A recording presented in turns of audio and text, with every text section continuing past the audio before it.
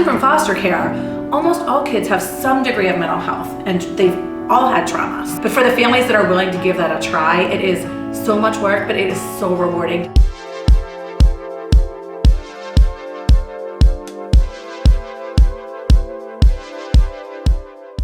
Welcome everyone, this is Ekaterina from Trust Me Mom, and today I'm going to interview Erika Schmitt, who is the Director of Counseling and Family Support Services at the Children's Home. Erika, welcome! Thanks for having me. Well, I'm very excited to learn more about the services that your organization provides, and it's so wonderful that this resource is available to families.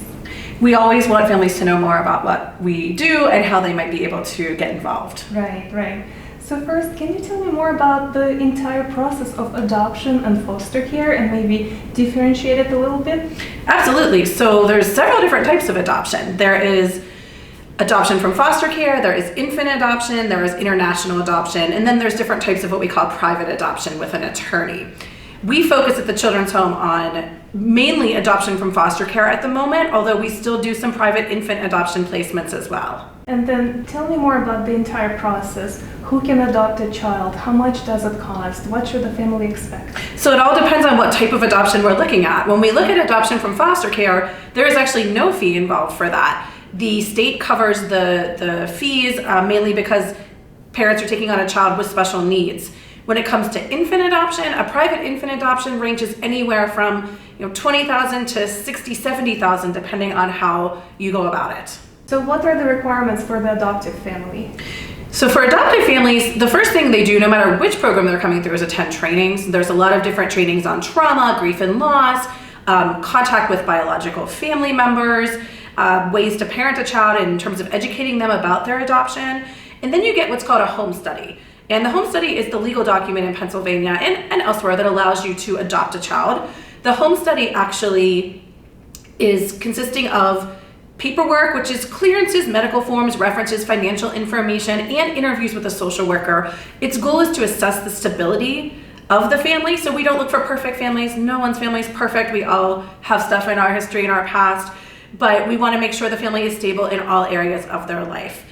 And at the end of this is the home walkthrough, which is what tends to scare people the most, but actually is not really scary. We give families a list of everything they need to have, and the list contains information such as a smoke alarm on every floor, a carbon monoxide detector. You have to make sure you don't have exposed piping or wires, and no huge safety hazards, but we aren't looking for a perfectly organized, clean home. Your home can be lived in, you can have a normal basement, but we do inspect the home to ensure safety. Right, okay. And then how long does it take to adopt a child? Obviously, it's not within a day. So what's the typical time frame? So again, it depends on the type of adoption you're doing. For domestic infant adoption, you could be looking at waiting 4 or 5, even beyond that number of years to adopt a newborn baby. If you're looking to adopt from foster care, I would say on average, our families get placed anywhere between 6 months and 18 months on average, depending on how open they are to various needs of children, different races of children, sibling groups or not. The more open you are, the quicker you usually get a placement. Okay.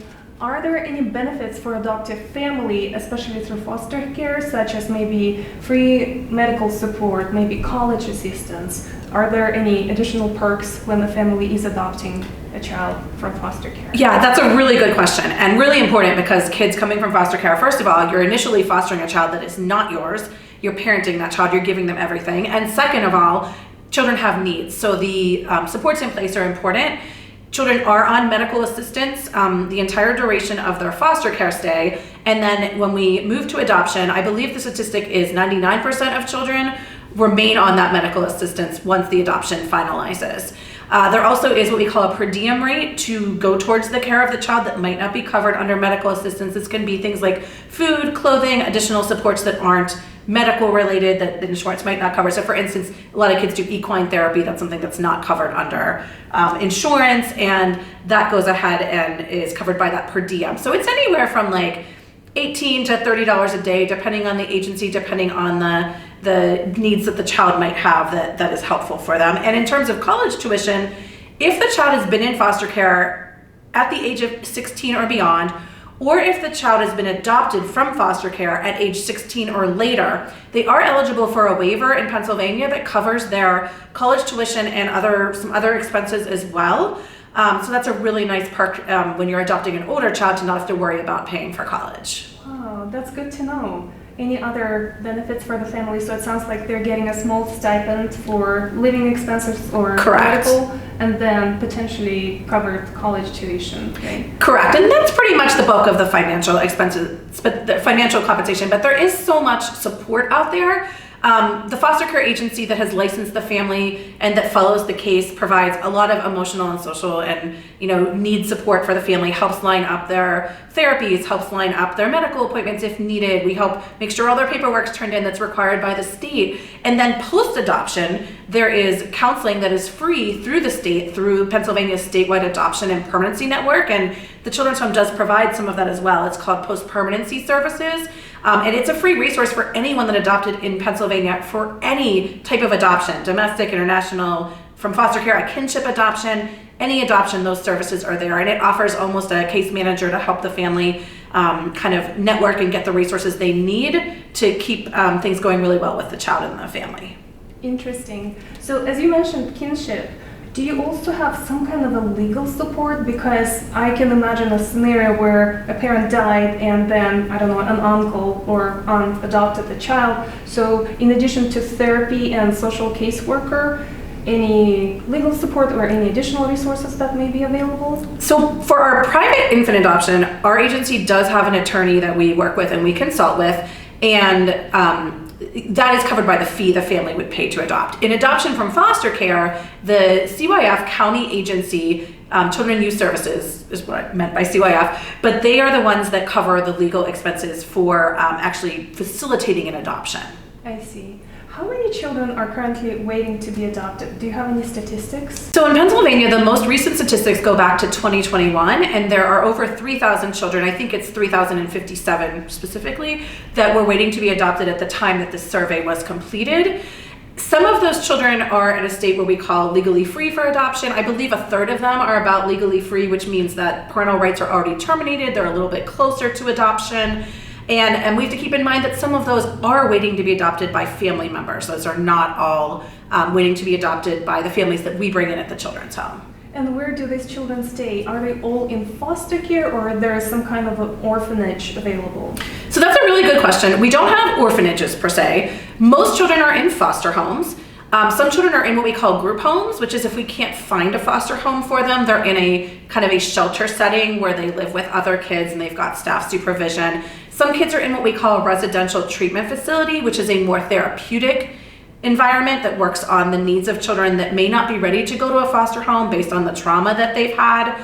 And some kids may be residing with a kinship family member, like a grandma or an aunt, that are unable to adopt them, and then they may need to move to an adoptive home at that time. I see. So you touched briefly on trauma, or I'm sure Yes. a lot of kids definitely suffer being in that position. So can you tell us more about mental health as well as childhood trauma and how to minimize it, and how you consult families who want to adopt a child, how to help their new adopted child? So trauma and mental health are huge kind of button words right now in the adoption world.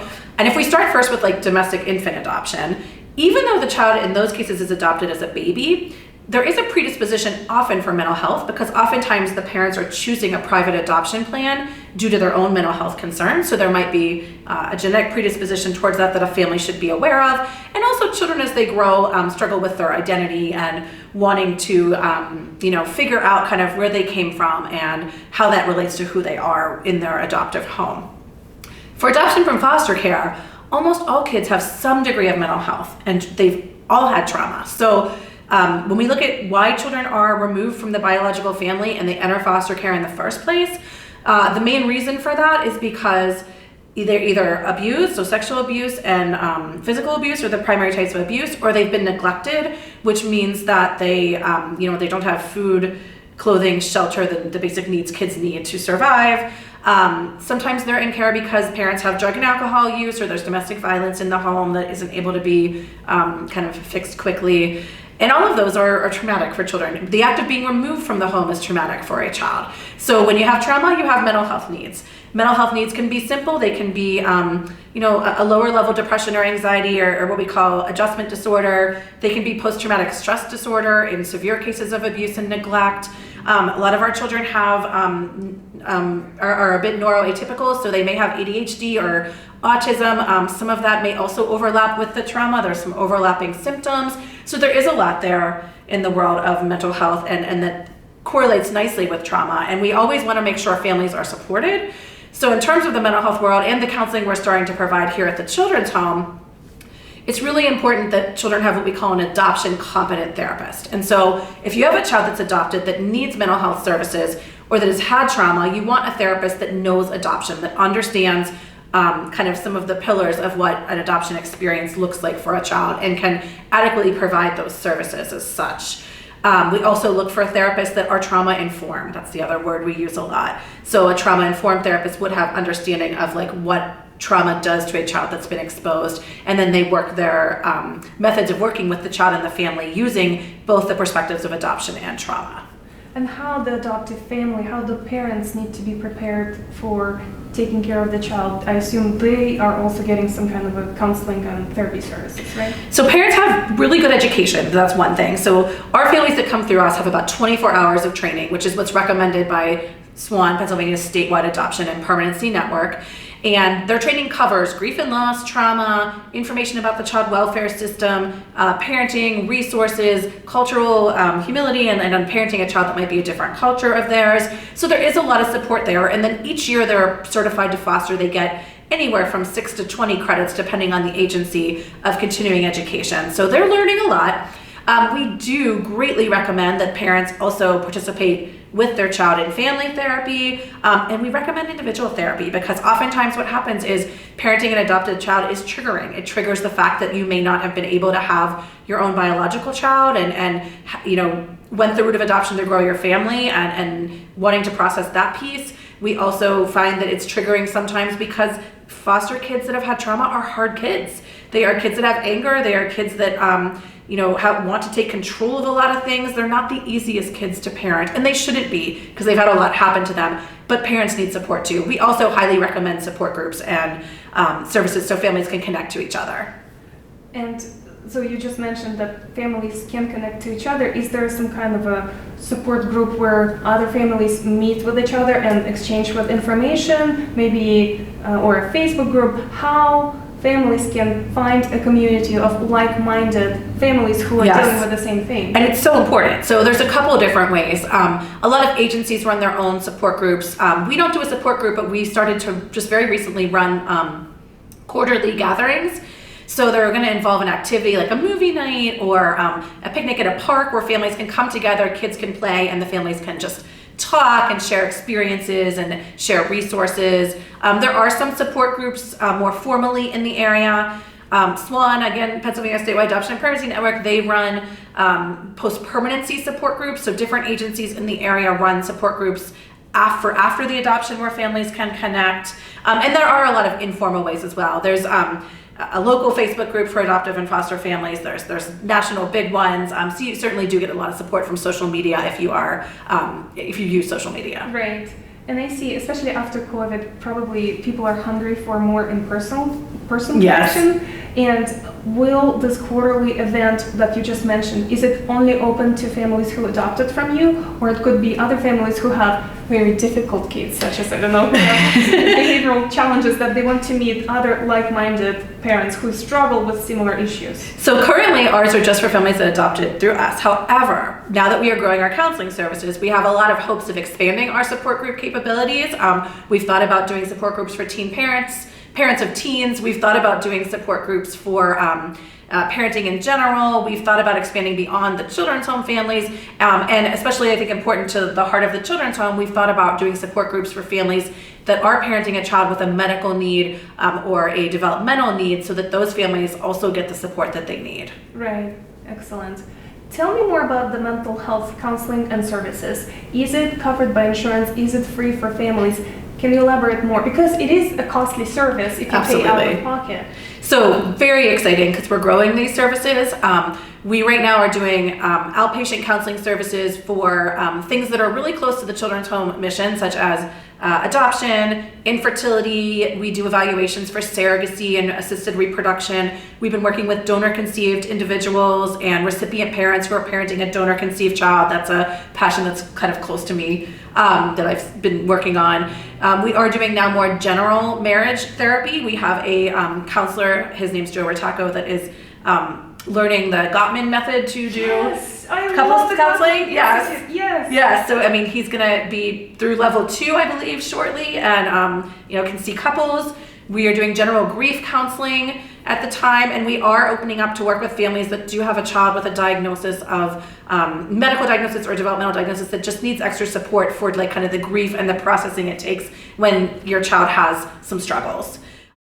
In terms of payment, we are working on getting insurance credentialed. Right now, Joe, I believe, is credentialed through 1 or 2 entities, and we're working on getting that billing system up and running. In the meantime, we are fee for service with a very generous sliding scale based on your financial situation. But usually, our families right now are not paying anything more than their co-payment would be if they had gone through insurance. And for families that are on state insurance, such as Medicaid, there is no fee for a Medicaid family ever to work with us. I see. We are working more on generally providing support for children with any concerns. We're using play therapy. We've gotten a lot of really great supplies lately to grow this piece of things. So we would say we'd encourage any family to reach out to us, and if we feel like it's beyond what we can do, we'll provide appropriate referral, but we are open at the time to working with children and families in a lot of different areas and exploring whether we'd be a fit. Wonderful. So tell me more about the children that are waiting to be adopted. Is the bulk majority kind of elementary school, middle school? Give me the age ranges and the profile of the kids. So I usually say there are 3 types of situations for children that are waiting to be adopted. There are children that are usually over about the age of 10, so older youth, 10 and up. And then there are sibling groups, and sibling groups might have younger kids, but they're 2 kids, 3 kids, 4 kids that they want to keep together. I always tell families, if you have it in your heart and in your home space to do that, it's so wonderful to keep siblings together. And then it's children with special needs of all ages. So, we have young children, toddlers that have medical conditions that are looking for families that can meet those medical conditions, all the way up through teenagers with medical needs. I see.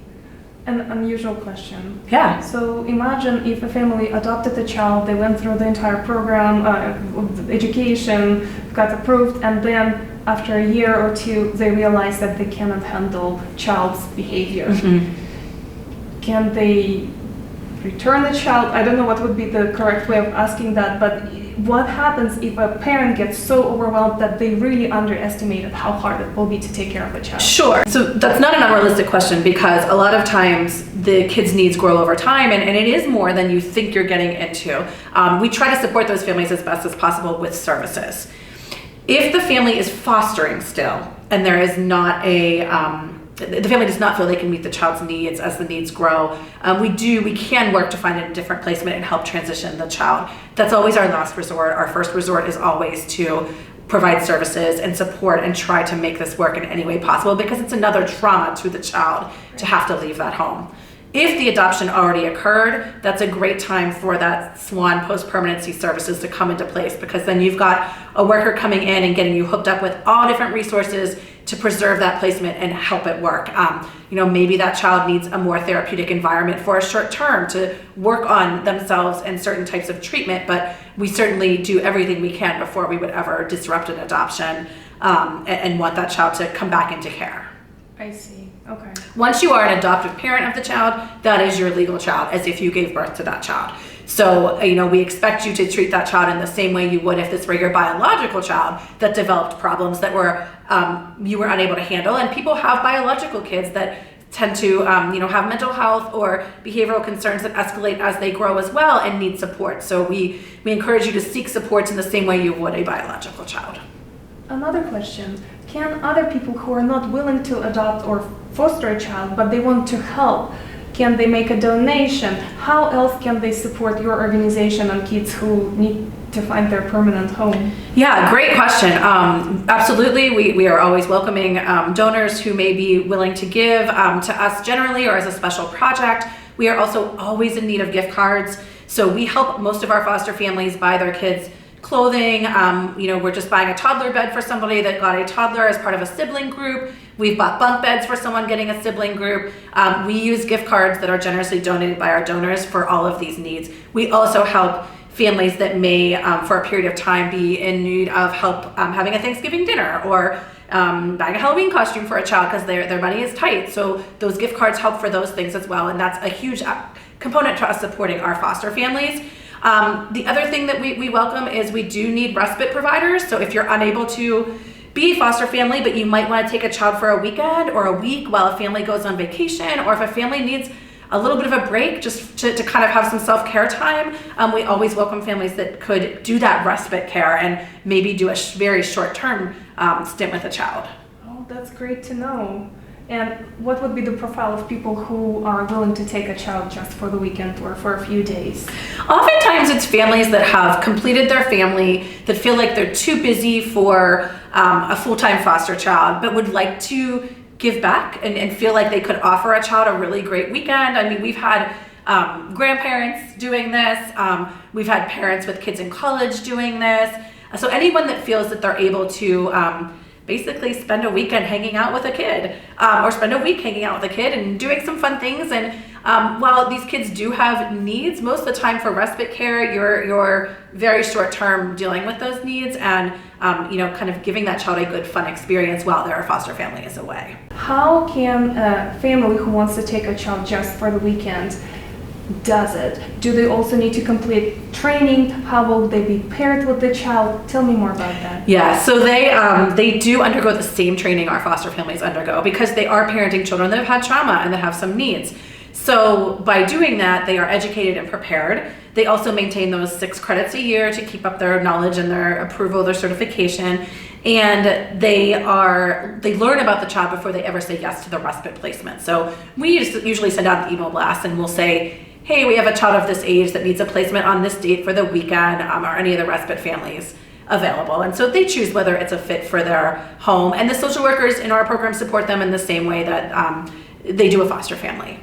Okay, and then foster families or adoptive families or even those quick caregivers, what is normal to expect and what is not normal to expect from child's behavior? I assume it's not normal if a child takes a knife and tries to stab someone, right? And chase. But I heard a story like that. Yes, there are some extremes. They did foster care and the child unfortunately was chasing them with a knife. Yes. So there could be some extreme cases and I assume that's not normal.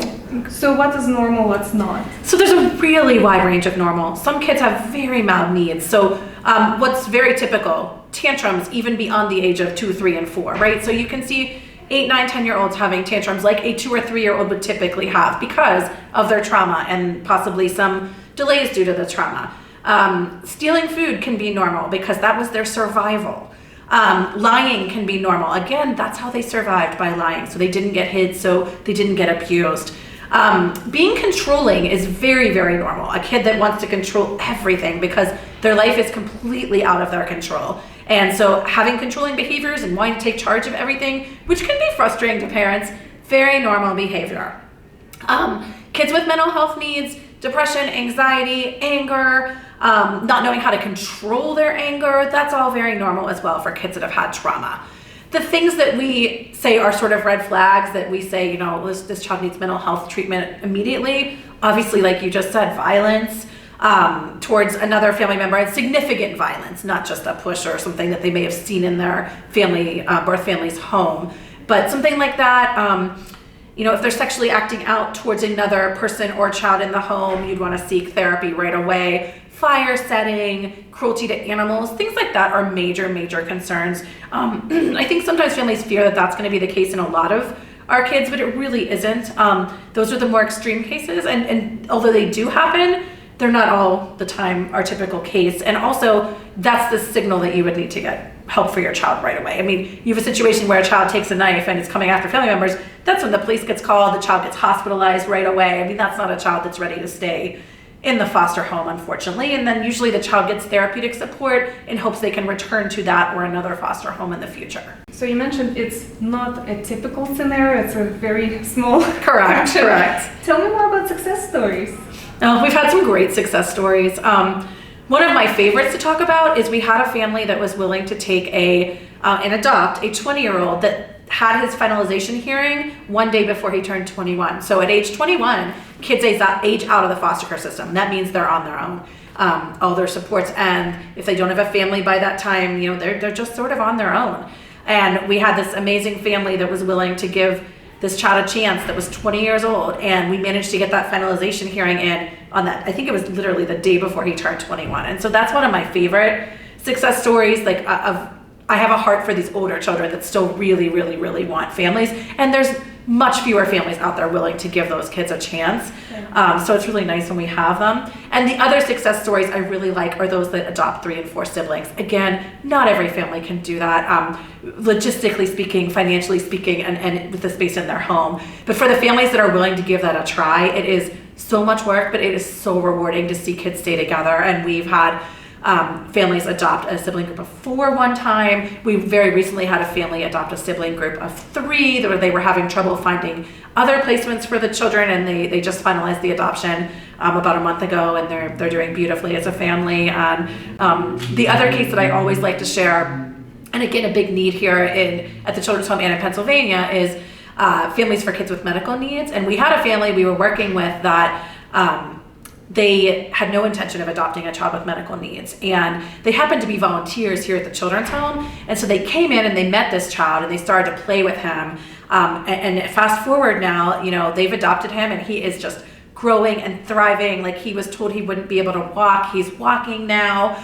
He has made such strides, and they have fallen in love with him. And it was lovely to see a family go from saying, I'm not open to a kid with medical needs, to seeing that's their family now. And wonderful for them and wonderful for him. So those are some of my favorites of the success stories we have. So it sounds like you're very passionate about it. Can you tell us more about how you even got into this field of work? Yeah, so I've been here 17 years, so I'm sure that's some of the passion that you see that shines through. This is my heart is in the field of adoption and counseling and supporting families and children. I actually fell into this randomly. I had finished, it wasn't like I had this burning desire to work in adoption. I had finished graduate school, was looking for a job providing counseling, and there was a job open here for a birth parent counselor, which was working with the women and couples that were pregnant and wanting to place a baby for adoption through a private domestic adoption. And so I interviewed and I took the job and started providing counseling to what we call our birth parents and running support groups. And from there, I kind of moved to different positions and started working within the foster care world through SWAN, and then managing the SWAN and foster care services. And then when our director that I was hired under retired, moving up to director. So it absolutely is my niche. It's hard to see myself working in another realm of social work. Well, I can definitely feel the passion. So thank you so much, Erika. Thank you for letting me share.